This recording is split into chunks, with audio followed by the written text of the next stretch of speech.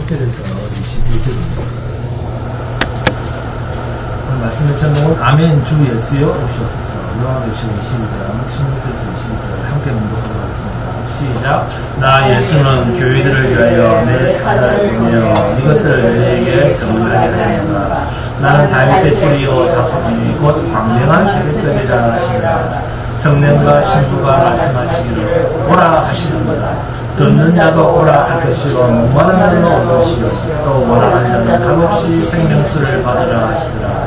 내가 이 두루마리의 예언의 말씀을 듣는 모든 사람에게 전하노니 만일 누구든지 이것들 위에 더하면 하나님이 이 두루마리에 기록된 재앙들을 그에게 더하실 것이요 만일 누구든지 이 두루마리의 예언의 말씀에서 제하여 버리면 하나님이 이 두루마리에 기록된 생명나무와 및 거룩한 성에 참여함을 제하여 버리시리라. 이것들을 정언하시니가 이르시되 내가 진실로 속히 오리라 하시오며 아멘 주 예수여 오시옵소서. 주 예수의 은혜가 모든 자에게 있을지어다. 아멘. 여러분, 하나님의 나라는 부족함이 있는 곳입니까? 없는 곳입니까? 하나님의 나라는 그 무엇도 부족함이 없는 곳입니다. 자, 부족하다라고 하는 말은 뭘까요? 죄입니다. 그러면 넘친다는 말은 뭘까요? 이것도 죄입니다. 죄라고 하는 말은 합당하지 않는 모든 것이 죄입니다. 그러니까 더하거나 빼거나 뭐다? 죄입니다. 본문 18절 19절에서 나오죠. 내가 이 두루마리의 예언의 말씀을 듣는 모든 사람에게 증언하노니 만일 누구든지 이것들 외에 더하면 하나님이 이 두루마리에 기록된 재앙들을 그에게 더하실 것이요 만일 누구든지 이 두루마리의 예언의 말씀에서 제하여 버리면 하나님이 이 두루마리에 기록된 생명나무와 및 거룩한 성에 참여함을 제하여 버리시리라. 없이함을 당한다. 이것이 천국의 정체성입니다. 모자람도 없고 더함도 없는다. 그러니까 우리가 천국의 삶을 산다는 것은 부족함이 없다. 넘침도 없다. 아멘? 그런데 현실은 어떻습니까? 여러분의 삶은 어떻습니까? 나는 하나님의 백성, 성도라고 인정을 하고 싶은데 늘 부족하고 늘 목마르죠. 근데 그게 우리의 욕심입니다. 하나님이 시작하신 새 생명이 아닌 육신이 가지고 있는 정체성입니다. 그러니까 육신은 곧 뭐다? 죄의 덩어리다 하는 것입니다. 이 죄의 덩어리, 육신은 씻어 빨아서 다시 사용할 수 없는 것입니다. 반드시 죄의 삿은 뭡니까? 사망입니다. 이게 진리입니다. 이 육신은 다 죽는다 라는 사실을 왜 인정하지 못하고 이 육신을 고쳐서 하나님 앞에서 거룩한 모습으로 보이려고 하는 그 종교성을, 그 종교생활을 왜 못 끊을까요? 이런 종교인들은 사탄에 속한 겁니다. 미혹의 세력에 붙잡힌 자들입니다. 하나님의 백성은 미혹을 당할 수 없습니다.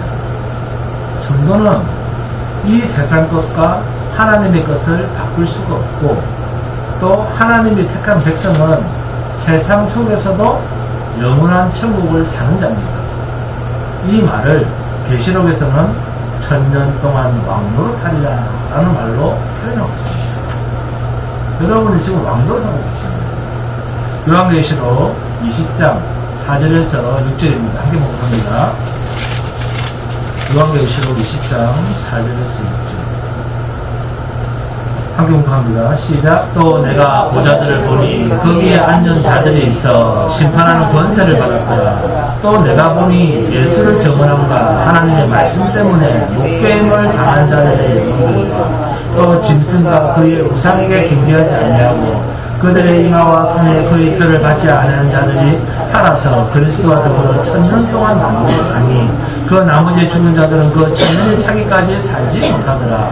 이는 첫째 부활이라. 이 첫째 부활에 참여한 자들은 복이 있고 거룩하도다. 둘째 사망에 그들을 다스리는 권세가 없고 도리어 그들이 하나님과 그리스도의 제사장이 되어 천년 동안 그리스도와 더불어 왕노릇하리라. 자, 계시록 20장 5절 앞부분을 보세요. 그 나머지 죽은 자들. 자, 그리고 보세요. 천년이 차기까지 살지 못하더라. 자, 이 말이 가리키는 계시적 표현이 뭡니까?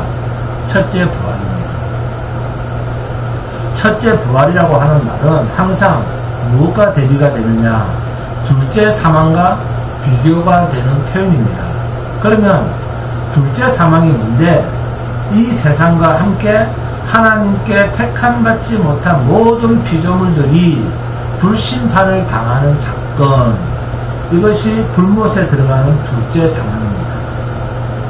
성도는 세상 종말이 올 때까지는 이 세상에서 부득불 왕노릇할 수밖에 없는 존재들입니다. 그러니까 천년 동안이라고 하는 말은 택한 백성은 세상에서도 주님과 함께 천국의 삶을 누리고 사는 존재라는 거예요. 계시록 21장 8절을 보시면 이 둘째 사망이라는 것이 무엇인가 하는 것이 나옵니다. 함께 복합니다. 계시록 21장 8절. 그러나 두려워하는 자들과 믿지 아니하는 자들과 흉악한 자들과 살인자들과 음행하는 자들과 점수자들과 우상 숭배자들과 거짓말하는 모든 자들은 불과 이왕으로 타는 못에 던져지리니 이것이 둘째 사망이라. 불못에 들어가지 아니하는 자, 즉 둘째 사망과 구별하는 단어가 첫째 부활입니다. 성도는 세상에서도 천국을 누리며 사는 존재로서의 말입니다. 자, 본문 16절 함께 복합니다. 시작. 나 예수는 교회들을 위하여 내 사자를 보내어 이것들을 너희에게 증언하게 하였노라. 나는 다윗의 뿌리요 자손이니 곧 광명한 새벽별이라 하시더라. 나는 다윗의 뿌리요 자손이니 곧 광명한 새벽별이라. 주님이 자신의 별명을 이렇게 세 가지나 붙이고 있습니다. 그런데 나 예수는 교회들을 위하여 내 사자를 보내어 이것들을 너희에게 증언하게 하였노라. 이 말이 아주 중요합니다. 이 말이 어디에 있느냐 하면 요한계시록 1장 1절에서 나오는 말입니다. 그러니까 요한계시록 마지막 22장에서 또 이 말씀을 하시는 것은 재차 강조의 의미가 있습니다. 요한계시록 1장 1절 함께 복합니다. 요한계시록 1장 1절입니다. 시작. 예수 그리스도의 계시라. 이는 하나님이 그에게 주사 반드시 속히 일어날 일들을 그 종들에게 보이시려고 그의 천사를 그 종 요한에게 보내어 알게 하신 것이라. 똑같은 말씀입니다. 그러니까 계시록 22장 16절에서도 말씀하시는 것은 다른 이야기가 아니라 내가 내 피로 산 교회들, 신부들, 성도들을 위해서 내 사자, 내 신부름꾼, 천사들을 보내어서 이것들이 무엇인지는 모르지만 이것들을 교회들에게 보이시려고 증언하게 하시려고 요한계시록을 썼다는 거예요. 택하신 당신의 백성들에게 이것들을 증언해 주시려고. 그러면 이것들이 무엇이냐? 이것들이 뭡니까? 이것들이란 가리키는 것이 나는 다윗의 뿌리다. 다윗의 자손이다. 나는 광명한 새벽별이다. 이 말이 뭐다? 이것들입니다. 또한 이것이 요한계시록의 전체의 주제입니다. 누구죠? 그렇습니다. 어린 양입니다. 어린 양은 출애굽과 관련이 있습니다. 본문 20절, 21절 함께 보합니다. 본문 20절, 21절 시작. 이것들을 정하신 이가 이르시되 내가 진실로 속히 오리라 하시거늘 아멘. 주 예수여 오셔서 주 예수의 은혜가 모든 자에게 있을지어다. 모든 자들, 여기에 줄을 긋고 뭐라고 쓰면 됩니까? 네? 그렇습니다. 성도들. 바울 사도도 본문 20절, 21절과 똑같은 말을 합니다. 고린도전서를 봅니다. 고린도전서 16장 22절, 23절입니다. 고린도전서 16장 22절, 23절. 고린도전서 16장 22절, 23절 시작. 만일 누구든지 주를 사랑하지 아니하면 저주를 받을지어다. 우리 주여 오시옵소서. 주 예수 그리스도의 은혜가 너희와 함께하고. 22절, 23절 이 말씀이 본문 18절에서 21절을 줄여놓은 똑같은 표현입니다. 더하는 자에게 재앙, 빼는 자에게는 제하여 버리는 저주. 만일 누구든지 주를 사랑하지 아니하면 저주를 받을지어다. 무슨 말이죠? 본문 18절, 19절과 동일한 의미입니다. 그리고 아멘 주 예수여 오시옵소서. 이 말이 아람어로 뭡니까? 마라나타입니다. 마라나타. 그리고 본문 21절에 주 예수의 은혜가 모든 자에게 있을지어다. 아멘. 이 말과 고린도전서 16장 23절에 주 예수 그리스도의 은혜가 너희와 함께하고. 본문 21절과 같은 의미입니다. 자, 본문 16절을 봅니다. 나는 다윗의 뿌리요 자손이니 곧 광명한 새벽별이라. 광명한 새벽별이라. 무슨 뜻일까요? 자, 계시록 2장 봅니다. 계시록 2장 26절에서 29절 하려고 봅니다. 계시록 2장 26절에서 29절 두아디라 교회에 대한 이야기입니다. 계시록 2장 26절에서 29절 시작. 이기는 자와 끝까지 내 일을 지키는 그에게 만국을 다스리는 권세를 주리니 그가 철장을 가지고 그들을 다스려 질그릇 깨뜨린 것과 같이 하리라. 나도 내 아버지께 받은 것이 그러하리라. 내가 또 그에게 새벽배를 주리라. 귀 있는 자는 성령이 교회를 하시는 말씀을 들을지어다. 계시록 2장 28절에서는 새벽배를 주리라. 본문 16절에서는 광명한 새벽별이라. 그냥 별이라고 해도 되는데 굳이 왜 새벽별이라고 할까요? 새벽별이라고 하는 말은 캄캄한 어둠에서 밝은 여명을 비추어주는 그러한 존재라는 거예요. 자, 별 여기에 줄을 긋고 민수기 24장 17절 이렇게 적어놓습니다. 별 밑에 줄을 긋고 민수기 24장 17절 이렇게 적어놓습니다. 민수기 24장 17절입니다. 내가 그를 보아도 그때의 일이 아니며 내가 그를 바라보아도 가까운 일이 아니로다. 한 별이 야곱에게서 나오며 한 규가 이스라엘에게서 일어나서 모압을 이쪽에서 저쪽까지 쳐서 무찌르고 또 셋의 자식들을 다 멸하리로다. 발람이랍니다. 이 발람이 이스라엘을 저주하러 갔다가 오히려 하나님의 영에 붙들려서 이스라엘을 축복하는 내용이 바로 이 민수기 24장 17절입니다. 이 예언에서 야곱에서 한 별이 나온다 그랬습니다. 이 한 별이 바로 예수 그리스도를 상징합니다. 그런데 이것을 예수님은 계시록 마지막 부분에서 한 별을 여러 개의 수식으로서 계시적 의미로 실체화시키고 있습니다. 광명한 새벽별, 광명한 새벽별, 어둠을 걷어내고 밝은 아침이 오게 한다라는 의미로서의 새벽별인데 이것을 더 강조를 해서 광명한 새벽별이라고 하는 것입니다. 사실 그냥 별이라고 하는 표현을 써도 계시적 표현입니다. 마태복음 2장 1절에서 4절을 보시면 동방박사와 헤롯 왕 이야기가 나옵니다. 마태복음 2장 1절에서 4절입니다.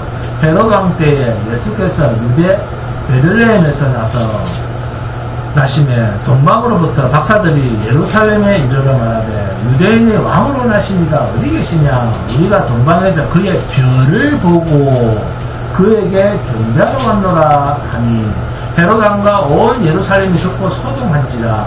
왕이 모든 대제사장과 백성의 서기관들을 모아 그리스도가 어디서 나겠느냐 물으니 동방박사가 그리스도를 경배하기 위하여 따라왔다고 하는 그 별, 만왕의 왕, 만주의 주이신 그리스도의 나심을 이렇게 헤롯이 알았는데 헤롯 왕이 자기 스스로 자기 입에서 그리스도라고 하는 이야기를 합니다. 그죠? 헤롯 왕이 모든 대제사장과 백성의 세관들을 모아서 불렀습니다. 그리스도가 어디서 태어났느냐? 베들레헴에서 태어납니다. 마태복음 2장 5절에서 12절입니다. 한번 보도록 합니다. 마태복음 2장 5절에서 12절 마태복음 2장 5절에서 12절입니다. 함께 합니다. 시작. 유대 베들레헴이오니 이는 선지자로 이렇게 기록된 바 또 유대 땅 베들레헴아 너는 유대 고을 중에서 가장 작지 아니하도다. 내게서 한 다스리는 자가 나와서 내 백성 이스라엘의 목자가 되리라 하였습니다. 이에 헤롯이 가만히 박사들을 불러 별이 나타난 데를 자세히 묻고 베들레헴으로 보내며 이르되 가서 아기에 대하여 자세히 알아보고 찾거든 내게 구하여 나도 가서 그에게 경배하게 하라. 박사들이 왕의 말을 듣고 갈새 동방에서 보던 그 별이 문득 앞서 인도하여 가다가 아기 있는 곳 위에 머물러 서 있는지라. 그들이 별을 보고 매우 크게 기뻐하더라. 집에 들어가 아기와 그의 어머니 마리아가 함께 있는 것을 보고 엎드려 아기께 경배하고 예배함을 열어 황금과 유황과 모략을 예물로 드리니라. 그들은 꿈에 헤롯에게로 돌아가지 말라 지시하심을 받아 다른 길로 고국에 돌아갑니다.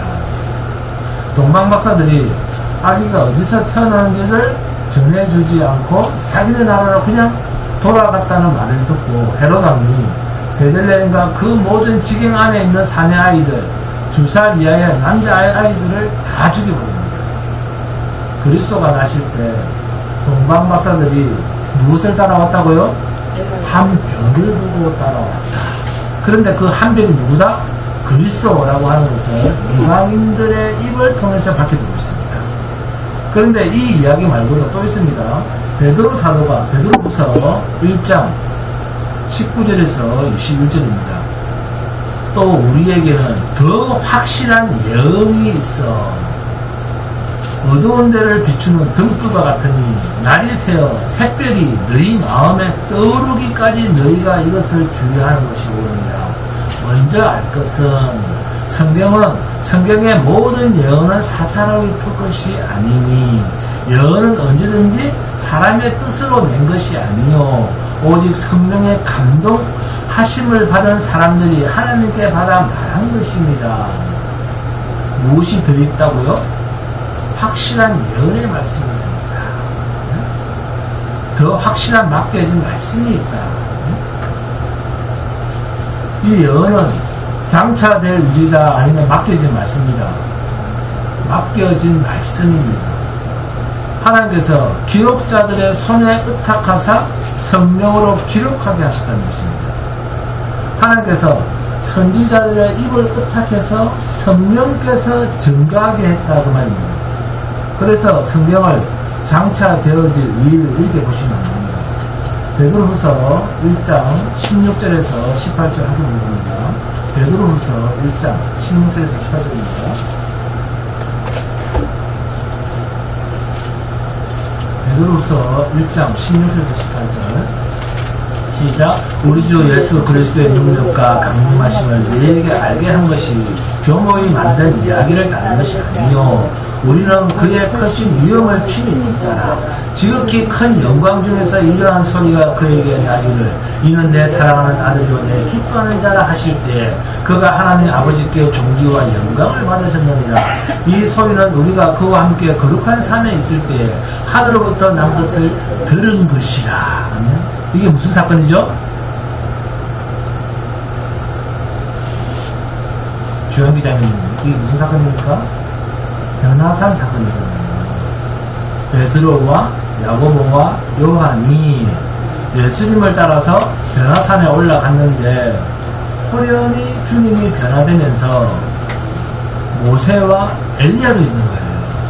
그런데 그곳에서 음성이 들리는데 이는 내 사랑하는 아들이요 내 기뻐하는 자라 라는 음성을 듣고 보게 된 사건을 말합니다.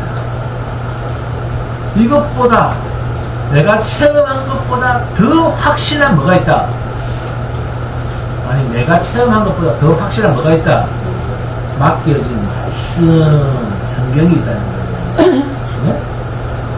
내가 체험한 것보다 더 확실한 맡겨진 말씀이 있다는 말입니다. 그러면 체험이 우선합니까? 말씀이 우선합니까? 말씀이 우선합니다. 성경이.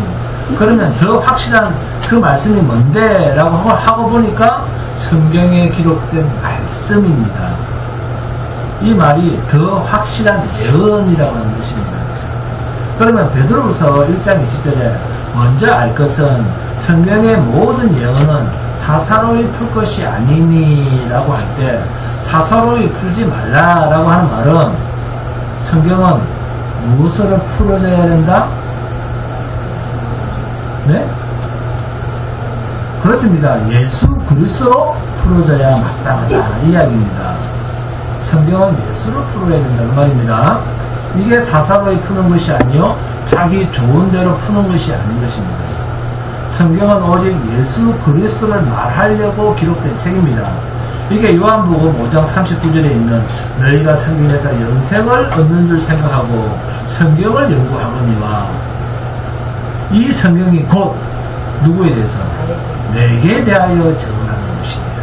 네? 이 말씀입니다. 그래서 베드로후서 1장 19절에 샛별이 너희 마음에 떠오르기까지 베드로후서 1장 19절에 있습니다.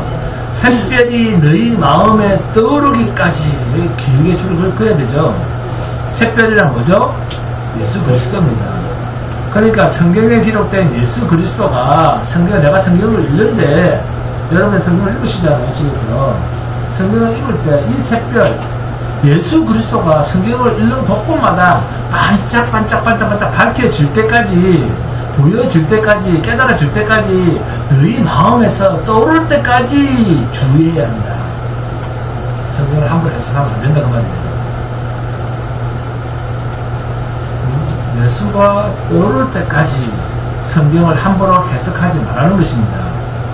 그래서 베드로후서 1장 21절이 예언은 언제든지 사람의 뜻으로 낸 것이 아니요 오직 성령의 감동하심을 받은 사람들이 하나님께 받아 말한 것입니다. 너희의 세상 지식으로 함부로 해석하면 안 돼 그 말입니다. 그러면 본문 16절에 광명한 새벽별이란 어떤 의미겠습니까? 광명한 새벽별 마태복음 4장 봅니다. 마태복음 4장 12절에서 17절 한번 봅니다. 마태복음 4장 12절에서 17절입니다. 마태복음 4장 12절에서 17절 시작. 예수께서 요한이 잡혔음을 들으시고 갈릴리로 물러가셨다가 나사렛을 떠나 스불론과 납달리 지경 개변에 있는 가버나움에 가서 사시니 이런 선지자 이사야를 통하여 하신 말씀을 이루하십니다. 일러스되 스불론 땅과 납달리 땅과 유다 땅과 이방의 갈릴리여 흑암에 앉은 백성이 큰 빛을 보았고 사망의 땅과 그늘에 앉은 자들에게 빛이 비치었도다 하였느니라. 이때부터 예수께서 비로소 전파하여 이르시되 회개하라 천국이 가까이 왔느니라 하시라. 16절에 흑암에 앉은 사망의 땅 그늘에 앉은 자들 여기에 무엇이 비치었도다? 큰 빛이 비치었도다. 큰 빛을 보았도다. 17절에 이때부터 예수께서 비로소 전파하여 이르시되 회개하라 천국이 가까이 왔느니라 하시더라. 주님 자신을 이야기합니다. 큰 빛이 뭡니까?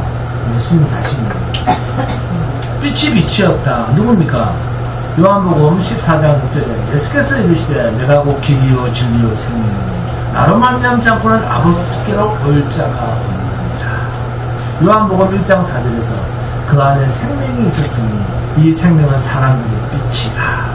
이런 말씀이 다 이사야서 9장 6절 7절의 말씀의 성취입니다.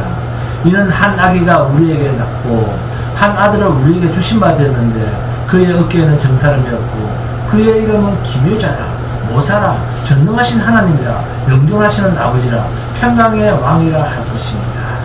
그 정사와 평강의 더함이 무궁하며 또 다윗의 왕자와 그의 나라에 군림하여 그 나라를 굳게 세우고 지금 이후로 영원히 정의와 공의로 그것을 보존하실 것이라.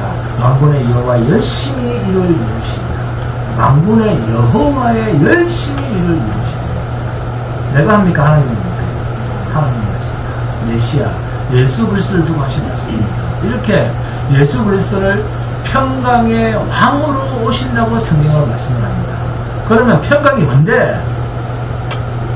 싸움이 없는 전쟁이 없는 상태가 평강이요. 그 반대는 뭘까요? 평강의 반대는 욕심입니다. 야고보서 4장 1절에서 4절 함께 볼 겁니다. 야고보서 4장 1절에서 4절.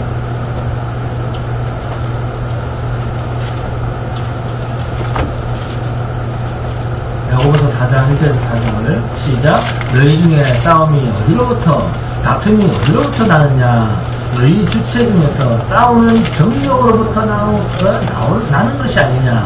너희는 욕심을 내어도 얻지 못하여 살인하며 시기하여도 능히 취하지 못함으로 다투고 싸우는도다.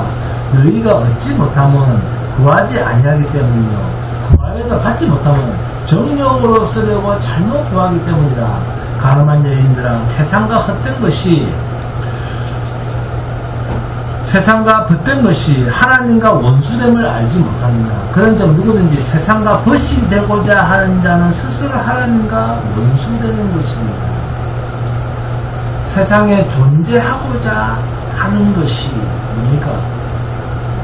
세상에 나 좀 덕으로 좀 살래요. 이렇게 세상에 존재하고자 하는 것이 뭡니까? 정욕이요, 욕심이요, 죄요, 사망이요, 하나님과 원수된 정체성입니다. 그런데 이것을 끊어버리는 자가 오셨다는 거예요. 누굽니까? 욕심의 근원인 죄를 없이 하시려고 이 땅에 오신 예수 그리스도입니다. 그래서 예수를 뭐라 부른가? 평강의 왕이라고 부르는 거죠. 뭐가 없어야 평강이 옵니까? 그렇습니다. 죄가 없어져야 평강이 옵니다. 그래서 천국은 뭐가 없는 나라다? 욕심이 없는 나라다. 천국은 욕심이 없는 나라예요. 김미신 목사님, 천국에서 방 3칸 주세요 할 필요 있습니까? 없습니까? 화장실 2개 달린 거니까 말할 필요 있습니까? 없습니까? 없습니다. 천국은 부족함이 없는 나라입니다. 그래서 죄가 침범하지 못하는 성도에게는 뭐가 없다? 욕심이 없습니다. 욕심이라고 하는 것이 없습니다. 자기를 지키려고 하는 것이 없다. 남의 것을 뺏으려고 내가 수고해서 뭔가 채우려고 하는 마음이 성도에게는 없다는 거예요. 왜? 부족함이 없는 나라에 소속되어 있습니다. 그래서 나는 예수를 믿습니다 라고 하는 말이 오면 나는 믿지 못할 인종이다. 나는 나를 믿지 못하기 때문에 예수를 믿습니다. 그 말입니다. 얼마나 죄가 가득 찬 세상입니까? 이것을 성경은 뭐라 부른다? 어둠이라고 부릅니다. 캄캄함이라고 합니다. 흑암이라고 했습니다. 예수께서 이 어둠을 없애러 오신 분이시니까 뭐다? 예수는 광명한 새벽보다 더한 영광된 표현을 쓸 수 있습니다. 그래서 요한계시록 22장 16절에서 나는 광명한 새벽별이라 이런 표현을 쓰시는 거예요. 캄캄한 흑암을 걷어내는 자, 그 자로서 이 땅에 임했다는 것입니다. 여러분, 이 세상이 캄캄한 어둠으로 되어 있다는 것을 무엇으로 알 수 있을까요? 오직 성령으로만 이 어둠의 정체성을 알 수가 있습니다. 요한일서 4장 봅니다. 요한일서 4장 1절에서 6절입니다. 요한일서 4장 1절에서 6절 함께 보겠습니다. 시작. 사랑하는 자들아, 영을 다 믿지 말고 오직 영들이 하나님께 속하여야 부르라. 많은 거짓 선지자가 세상에 나왔습니다. 이것은 너희가 하나님의 영을 알지니 곧 예수 그리스도께서 육체로 오신 것을 시인하는 영마다 하나님께 속한 것이요 예수를 시인하지 아니하는 영마다 하나님께 속한 것이 아니니 이것이 곧 적 그리스도의 이름이라. 오리라 한 말을 너희가 들었거니와 지금 벌써 세상에 있느니라. 자녀들아, 너희는 하나님께 속하였고 또 그들을 이기었나니 이는 너희 안에 계시니라. 세상에 있는 자보다 크심이라. 그들은 세상에 속함으로 세상에 속한 말을 하며 세상이 그들의 말을 듣느니라. 우리는 하나님께 속하였으니 하나님을 아는 자는 우리의 말을 듣고 하나님께 속하지 아니하는 자는 우리의 말을 듣지 아니하나니 진리의 영과 미혹의 영을 이로써 아느니라. 세상을 뭐라고 표현합니까? 어둠과 빛, 죽음과 생명으로 구분하는 유일한 실체가 뭐죠? 성령. 진리의 영밖에 없습니다. 어떻게 이것을 확신할 수가 있죠? 고린도전서 보면 고린도전서 2장 9절에서 13절입니다. 고린도전서 2장 9절에서 14절. 고린도전서 2장 9절에서 13절입니다.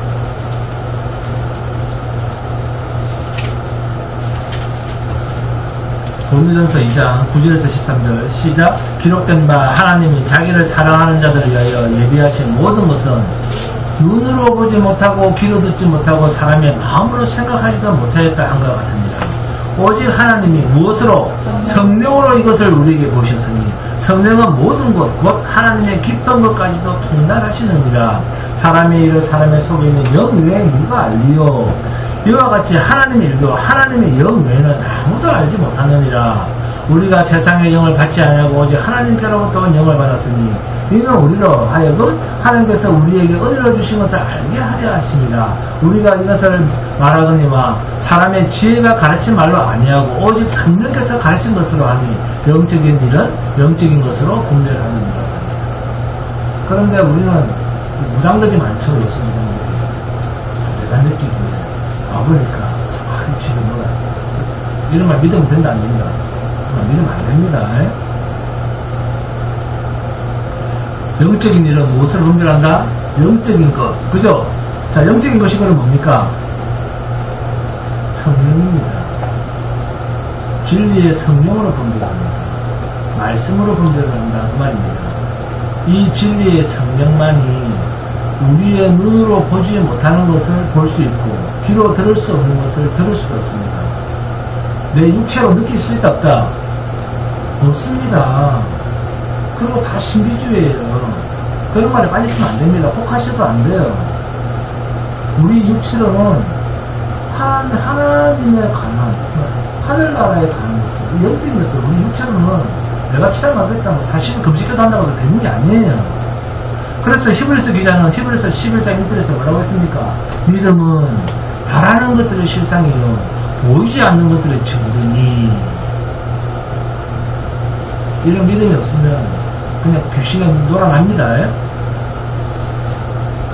이 믿음을 다른 말로 바꾸면 뭡니까? 성령입니다. 성령이 오시면 세상으로는 보지 못하고 만지지도 못하고 경험하지도 못하는 것을 듣고 보고 경험하는 것입니다. 이게 성령의 역사입니다.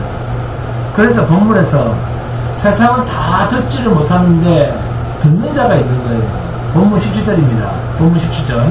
성령과 신부가 말씀하시기를 오라 하시는도다. 듣는 자도 오라 할 것이요 목마른 자도 올 것이요 또 원하는 자는 값없이 생명수를 받으라 하시더라. 이렇게 초청하며 부르시는 것입니다. 누가 먼저 일을 합니까? 하나님이 먼저 일을 합니다. 인간은 하나님을 찾아갈 수가 없어요. 그런데 누구만 올 수 있습니까? 듣는 자만 오는 거예요. 목마른 자가 오는 거예요. 원하는 자가 오는 거예요. 그런데 이들은 값을 치르지 않는 거예요. 생명수라고 하는 것을 봤는데 값을 치르지 않는 거예요. 들을 수 있는 자가 있다는 겁니다. 무슨 뜻이냐? 예비되었다는 것입니다. 예비되었다. 창세전부터 마태복음 22장과 누가복음 14장을 보시면 임금의 잔치 비유가 나옵니다. 세상 것을 많이 가진 자들은 세상 일이 바빠서 못 온다는 거예요. 그때 임금이 종들을 시켜서 그 종들이 거리로 나가서 뭐라고 합니까? 아무것도 없는 자들은 무조건 오라고 하는데 네? 아무것도 없는 자들은 오라 네? 이렇게 초청하셨다는 거예요. 그게 뭡니까? 그 초청받은 자들이 살펴보니까 다 어떤 자들이었죠? 듣는 자들, 가난한 자들, 눈먼 자들, 가난뱅이들, 그야말로 인생이 엉망진창 자들만 다 오는 거예요. 그런데 이게 하나님입니다. 이것을 바울 사도는 고린도전서 1장 27절에서 29절입니다.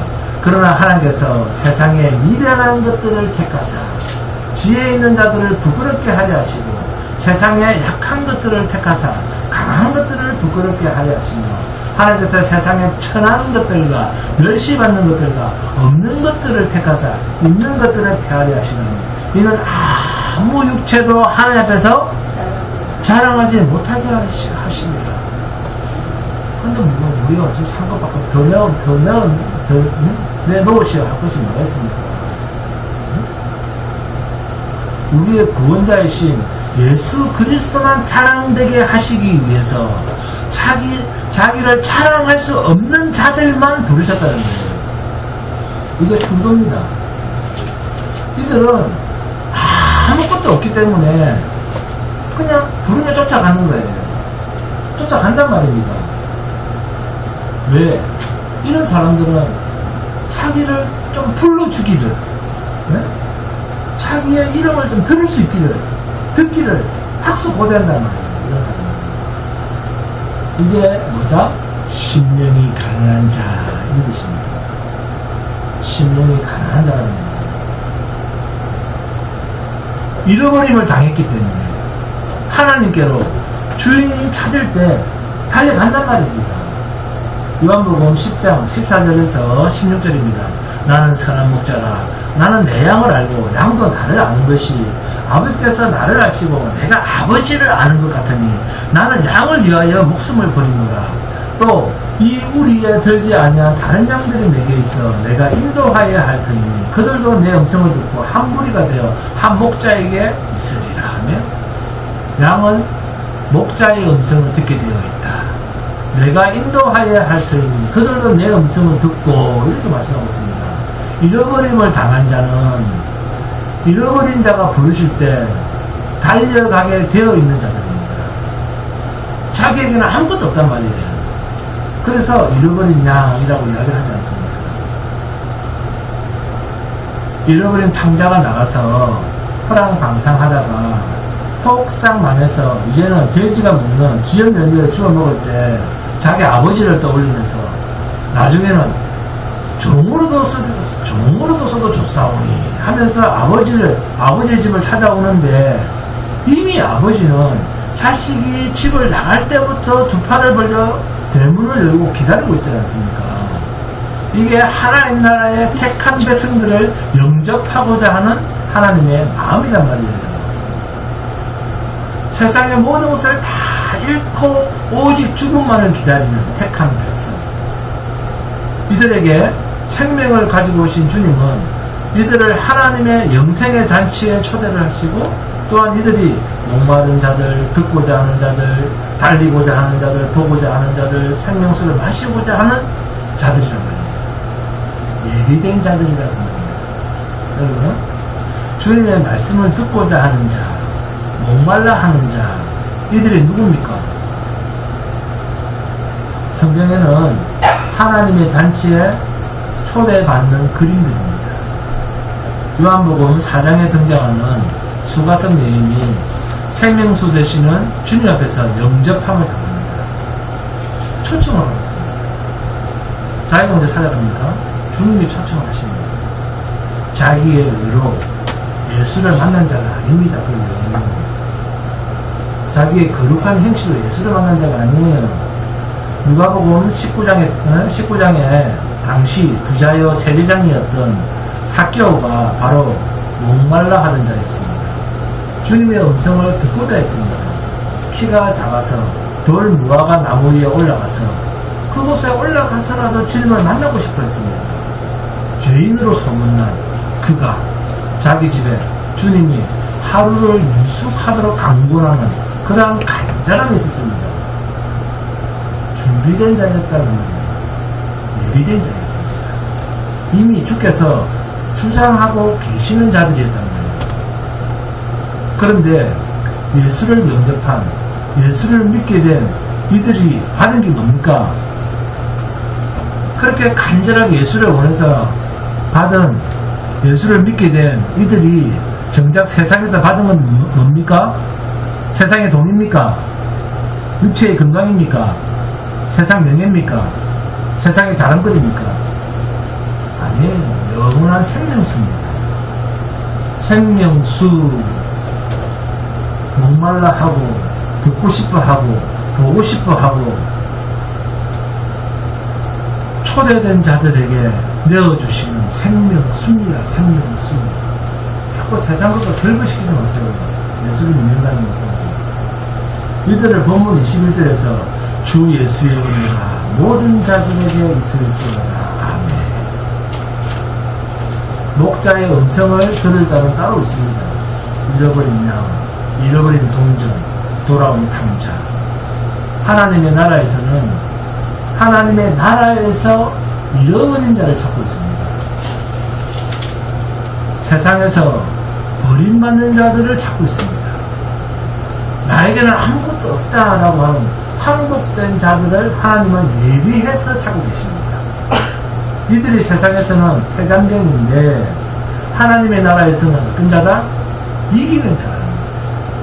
이 역설이 성경에는 늘 있는 거예요. 이 이야기를 성경이 하고 있습니다. 요한계시록에서 나오는 7교회에 일관되게 등장하는 말이 있습니다. 뭡니까? 이기는 자입니다. 무엇으로 이깁니까? 주께서 세상을 이기신 그 이기심 속에 포함되어 있는 자를. 주님이 세상을 어떻게 이겼습니까? 고난받고 핍박받았는데 이기셨잖아요. 환경이 어렵고 형편이 어려운데 그것 가지고 이겼잖아요. 이 역설이 있는 거였습니다. 그 주님의 십자가의 이기심 속에 포함되어 있는 자들, 이게 교회요, 신부요, 성도요, 어린 양의 피로 사심을 당한 성도들입니다. 영원히 주님과 함께 왕국을 갈 자입니다. 여러분, 성도는 어떤 마음으로 사는 자입니까? 그래서 성도는 어떤 마음으로 살아갈까요? 이 요한계시록 끝내보니까 아멘 주 예수여 오시옵소서, 이 마음으로 사는 사람입니다. 네? 성령이 오셨다. 자, 성령은 언제 임합니까? 말세에 임합니다. 2000년 전에 성령 강림이 이미 말세였습니다. 종말이란 말이에요. 2000년 전부터. 네? 그러니까 나에게 성령이 임했다, 우리에게 성령이 임하셨다는 것은 이미 세상은 끝장났다 라고 확신하는 자들에게 나타나는 정체성입니다. 그리스도의 영이 우리 안에 성령으로 임하셨다는 것은 이 세상은 이미 끝났다는 것입니다. 그래서 요한복음 16장 8절에서 11절입니다. 그가 와서 죄에 대하여, 의에 대하여, 심판에 대하여 세상을 책망하시리라. 죄에 대하여 하면 그들이 나를 믿지 아니하며, 의에 대하여 하면 내가 다윗께로 가니 너희가 다시 나를 보지 못하며, 심판에 대하여 하면 이 세상 임금이 심판을 받았습니다. 이 세상 임금이 심판을 받았습니다. 이렇게 과거 완료형으로 말씀하고 있지 않습니까? 이것이 성령이 임한 자에게서 나오는 신앙 고백입니다. 이것을 바울 사도와 사도 요한이 뭐라고 표현하고 있습니까? 아멘 주 예수여 오시옵소서. 어떤 자만 이런 말을 한다? 주 예수의 은혜가 임한 자만. 주 예수의 은혜 이꼬르 뭡니까? 그리스도의 영, 성령이 임한 자, 믿음으로 된답니다. 여러분, 불로 심판당할 이 세상이 우리의 육신의 눈으로 볼 때는 그래도 있어 보이는 것 같습니다. 화려해 보입니다. 하나님께서 영으로 임하심을 경험하고 있는 성도는, 그러나 이 세상은 진리의 눈으로 볼 때는 불심판을 당해도 벌써 당하고 없어져야 할 정체성을 가지고 있음을 확신하고 있습니다. 그리고 주께서 우리에게 허락하신 영원한 생명에 대한 풍성한 평강은 이 세상 그 어떤 것과도 바꿀 수가 없는 것입니다. 이러한 평강을 가진 자는 생명수 대신 광명한 새벽별 대신 다윗의 뿌리요 자손으로 오신 그분의 생명이 우리 안에 있는 한 세상에 그 어떤 것이 없어도 반가운 인사를 우리는 나눌 수 있습니다. 그 인사가 뭡니까? 우리의 인사, 마라나타입니다. 아멘 주 예수여 오시옵소서. 여러분의 환경과 형편이 어렵더라도 이 기쁨의 고백으로 살아가는 복된 성도가 되시기를